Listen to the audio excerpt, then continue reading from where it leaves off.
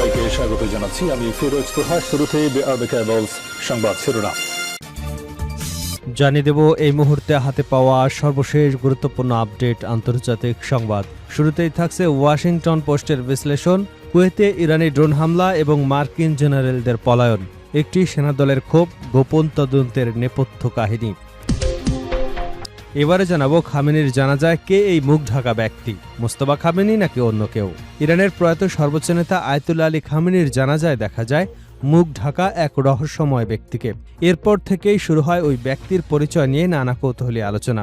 কেউ কেউ দাবি করেন ছদ্মবেশে ইরানের নতুন সর্বোচ্চ নেতা মোস্তফা খামেনি এসেছিলেন বাবার শেষ বিদায়। প্রিয় দর্শক, আসলে কে ছিলেন জানাবো সেই ঘটনা, দেখতে থাকুন। জানাবো টানা 200 দিন সমুদ্রে ভাসছে বিমানবাহী রণতরীর চাপে মার্কিন নৌবহর।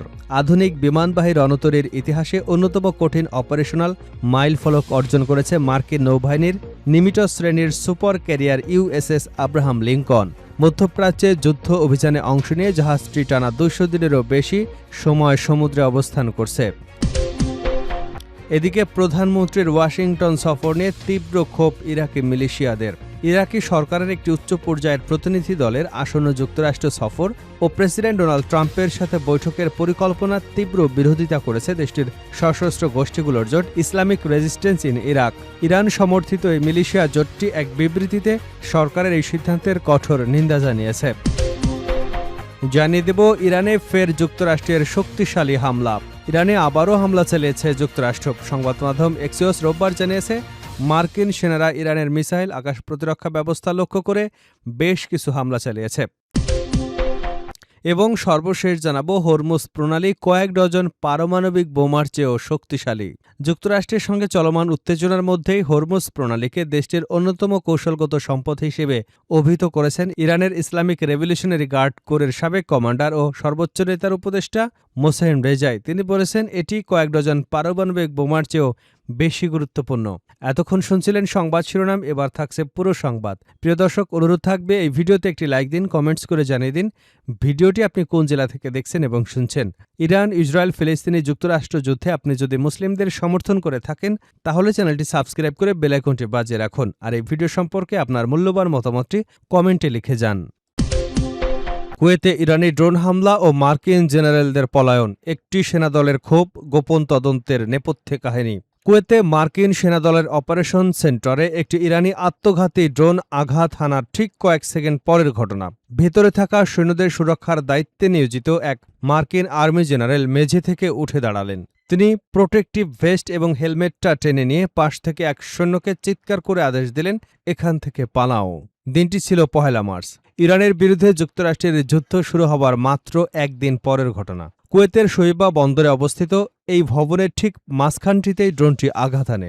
এর প্রচণ্ড বিস্ফোরণে ভেতরে থাকা সৈন্যরা দেয়ালে গিয়ে আশ্রয় পড়ে এবং মুহূর্তের মধ্যেই ভবনটি ভয়াবহ আগুন লেগে যায়। সেদিনের হামলায় বেঁচে ফেরা সৈন্যরাই সেই নারকীয় অভিজ্ঞতার বর্ণনা দিয়েছেন। ব্রিগেডিয়ার জেনারেল ক্রিন্ট বার্নস যখন জরুরি বহির্গমন পথ দিয়ে প্রাণভয়ে পাশের একটি সুরক্ষিত বাংকারের দিকে দৌড়াচ্ছিলেন, তখনও তার অধীনস্থ ডজন ডজন নারী পুরুষ সেনা জ্বলন্ত ভবনের ভেতরে আটকা পড়েছিল। জেনারেলদের সঙ্গে পালিয়ে যাওয়ার নির্দেশ পাওয়া সেই সৈন্যটি পরবর্তীকালে জানান, আমাদের ওই ভবন ছেড়ে ওভাবে পালিয়ে আসা উচিত হয়নি। বাংকারের ইস্পাতের দরজা খোলার পর যখন তিনি পুনরায় ভেতরে আটকে পড়াদের সাহায্য করতে যেতে চেয়েছিলেন, তখন জেনারেলদের বার্নস তাকে কড়া ভাষায় সেখানে স্থির থাকার নির্দেশ দেন। কাঁপানো গলায় সেই সৈন্যটি বলেন, আমি তো আর চোখের সামনে ওভাবে মানুষ মরতে দেখতে পারি না। পরবর্তীতে আগুনের দিকে ছুটে যাওয়ার জন্য এক অফিসারের উৎসাহে ওই সৈন্যটি অপারেশন সেন্টারে ফিরে যান এবং ঘন ধোঁয়ার মধ্যে চিৎকার করে বেঁচে থাকা কাউকে খোঁজার চেষ্টা শুরু করেন। কিন্তু ওই জেনারেল আর ফিরে আসেননি। ড্রোন হামলার পর জেনারেল বার্নসের এই পলায়ন এবং সিদ্ধান্তহীনতা শোয়েবা বন্দরে মোতায়েন করা সৈন্যদের মনে তাদের নেতৃত্বের প্রতি তীব্র ক্ষোভ এবং তিক্ততার জন্ম দিয়েছে। মার্কিন সামরিক বাহিনীর উচ্চপদস্থ কর্মকর্তারা যখন এই ঘটনার অভ্যন্তরীণ তদন্তের চূড়ান্ত প্রতিবেদন তৈরি করেছে, ঠিক তখনই 17 জন প্রত্যক্ষদর্শী এবং সেনা সদস্য ওই বিস্ফোরক তথ্য প্রকাশ করেছে। ইউএস আর্মির 103তম সাস্টেইনমেন্ট কমান্ড 6 জন সৈন্য ওই হামলায় নিহত হয় এবং ডজনখানেক সৈন্য গুরুতর আহত হয়। ইরানের সঙ্গে চলা এই যুদ্ধে মার্কিন সেনাদের জন্য এটি ছিল অন্যতম বড় ও ব্যয়বহুল ক্ষয়ক্ষতি, যা তৎকালীন ট্রাম্প প্রশাসনের যুদ্ধনীতির বিরুদ্ধে মার্কিন জনগণের ক্ষোভ বাড়িয়ে দেয়। একই সঙ্গে ঝুঁকিপূর্ণ অঞ্চলে সৈন্যদের পাঠানোর আগে তাদের সুরক্ষার জন্য পর্যাপ্ত ব্যবস্থা নেওয়া হয়েছিল কিনা তা নিয়েও বড় ধরনের প্রশ্ন ওঠে। নিরাপত্তার স্বার্থে এবং সামরিক বাহিনীর তদন্তের গোপনীয়তা রক্ষার্থে নাম প্রকাশ না করবার শর্তে কথা বলছেন বেঁচে যাওয়া সৈন্য এবং তদন্তের সঙ্গে সংশ্লিষ্ট কর্মকর্তারা। ২৮ ফেব্রুয়ারি রাত ১:১৫ মার্কিন এবং ইসরায়েলি বাহিনী যৌথভাবে ইরানের উপর অপারেশন এপিক ফিউরি শুরু করে। প্রথম ২৪ ঘণ্টাতেই ইরানের ১,০০০টিরও বেশি লক্ষ্যবস্তুতে আঘাত আনা হয়। জবাবে ইরানও ঝাঁকে ঝাঁকে ড্রোন ও মিসাইল ছোড়ে। ১ মার্চ ভোর ৪:৩০টায় শোয়েবা বন্দরে শেষবারের মতো সতর্ক সংকেত বাজানো হয়। সৈন্যরা দীর্ঘ ৪ ঘণ্টা বাংকারে কাটানোর পর ক্লান্ত হয়ে পড়েন এবং কাজের তাগিদে অনেকেই অল ক্লিয়ার বিপদমুক্ত ঘোষণার আগেই মূল ভবনে ফিরে আসে। সকাল ৯টার দিকে আনুষ্ঠানিকভাবে অল ক্লিয়ার ঘোষণা দেওয়া হয়। এর ঠিক ৩০ মিনিট পর সকাল ৯:৩০টার দিকে একক ইরানি শাহেদ আত্মঘাতী ড্রোন এসে সোজা ভবনের কেন্দ্রবিন্দুতে আঘাত হানে।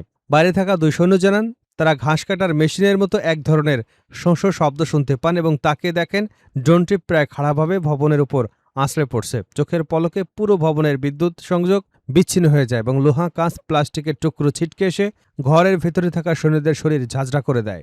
বিস্ফোরণের ধাক্কায় হুলস্থুল পরিস্থিতি সৃষ্টি হয়। মাথায় স্প্লিন্টার বিদ্ধ হওয়া সত্ত্বেও মেজর স্টিফেন ধোঁয়ার মধ্য থেকে একে একে নিহত এবং আহত সৈন্যদের টেনে বের করতে থাকেন। তিনি বলেন, আমি সেখানে কোনো জেনারেলকে দেখিনি। পরে শুনলাম জেনারেল হিনসনের মুখ দিয়ে প্রচুর রক্ত ঝরছিল এবং তাকে বাংকারের পাশে বসিয়ে রাখা হয়েছিল।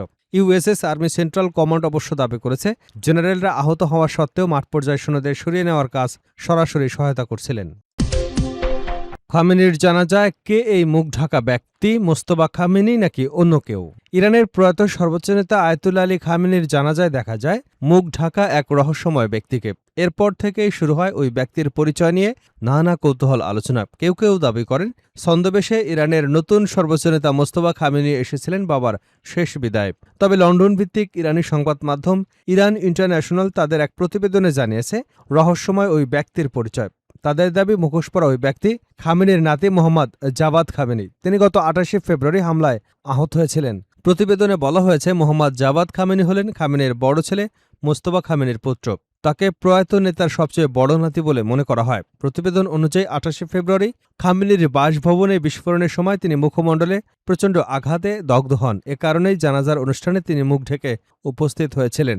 খামেনির জানাজায় মুখ ঢাকা ওই ব্যক্তিকে ঘিরে ইরানের সামাজিক যোগাযোগ মাধ্যমেও নানা জল্পনা কল্পনা শুরু হয়েছিল। অনেকেই ধারণা করেছিলেন তিনি হয়তো ইরানের নতুন সর্বোচ্চ নেতা মোস্তফা খামেনি। তবে মোস্তফা খামেনি গত ফেব্রুয়ারির হামলার পর থেকে জনসমক্ষে আসেননি এবং কোনো অডিও বার্তাও প্রকাশ করেনি। ইরানের দাবি ওই হামলায় তিনি আহত হয়েছিলেন। ইউএসএস আব্রাহাম লিঙ্কন টানা ২০০ দিন সমুদ্রে ভাসছে। বিমানবাহী রণতরীর চাপে মার্কিন নৌবহর। আধুনিক বিমানবাহী রণতরীর ইতিহাসে অন্যতম একটি অপারেশনাল মাইলফলক অর্জন করেছে মার্কিন নৌবাহিনীর নিমিটজ শ্রেণীর super carrier USS Abraham Lincoln. মধ্যপ্রাচ্যে যুদ্ধ অভিযানে অংশ নিয়ে জাহাজটি টানা ২০০ দিনেরও বেশি সময় সমুদ্রে অবস্থান করছে। দীর্ঘ সময় সমুদ্রে মোতায়েনের পাশাপাশি মার্কিন বিমানবাহী রণতরী বহরের উপর ক্রমবর্ধমান চাপের বিষয়টিও উঠে এসেছে মিলিটারি ওয়াচ ম্যাগাজিনে। চীন ও উত্তর কোরিয়ার সঙ্গে উত্তেজনা, রাশিয়ার সঙ্গে নতুন করে সংঘাত, মধ্যপ্রাচ্যে অস্থিতিশীলতা এবং বিশ্বের বিভিন্ন অঞ্চলে সামরিক হস্তক্ষেপের কারণে বিমানবাহী রণতরীকে দীর্ঘ সময় সমুদ্রে মোতায়েন রাখছে মার্কিন বাহিনী। ক্যারিয়ার স্ট্রাইক গ্রুপ ৩ এর ফ্ল্যাগশিপ ইউএসএস আব্রাহাম লিঙ্কন ২০২৫ সালের ২১শে নভেম্বর ক্যালিফোর্নিয়ার নৌঘাঁটি সান দিয়েগো থেকে যাত্রা শুরু করে। শুরুতে এটি নিয়মিত ইন্দো প্যাসিফিক অঞ্চলে মোতায়েন করবার কথা ছিল। ১১ এবং ১২ ডিসেম্বর গুয়ামে সংক্ষিপ্ত যাত্রা বিরতির পর মাত্র একদিনের মধ্যে জাহাজটি আবার সমুদ্রে ফিরে যায়। গোয়াম ছাড়ার পর জাহাজটি প্রথমে দক্ষিণ চীন সাগরে অভিযান চালায়। এরপর ভারত মহাসাগর হয়ে ২০২৬ সালের জানুয়ারিতে উত্তর আরব সাগরে আসে। ২৮ ফেব্রুয়ারি অপারেশন এপিক ফিউরি নামে ইরানের বিরুদ্ধে পূর্ণমাত্রা সামরিক অভিযান শুরু হলে আব্রাহাম লিঙ্কনের এয়ারউইং ইরান যুদ্ধে অংশ নেয়। এই রণতরীটি ইরানের লক্ষ্যবস্তুতে হামলায় অংশ নেওয়া মার্কিন নৌবাহিনীর অন্যতম প্রধান শক্তিতে পরিণত হয়।